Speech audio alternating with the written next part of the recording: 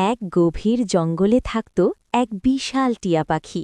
সে এত বড় ছিল যে ডানা মেললে সূর্যের আলো পর্যন্ত ঢেকে যেত, কিন্তু তার মন ছিল খুবই নরম।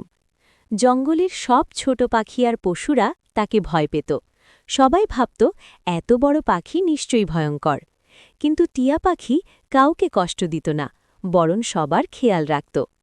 একদিন জঙ্গলে সবাই ভাবল বিশাল টিয়া পাখিটাই বুঝি আগুন লাগিয়েছে, কারণ আগুনের আগে তাকে আকাশের চক্কর দিতে দেখা গিয়েছিল।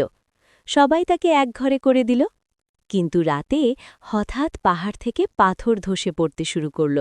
তখন সেই টিয়া পাখি আগেই বুঝে গিয়েছিল বিপদ।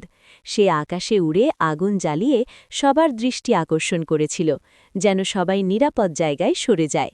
সকালে সবাই বুঝল, যেটাকে তারা বিপদ ভেবেছিল সেটাই আসলে ছিল সতর্কবার্তা।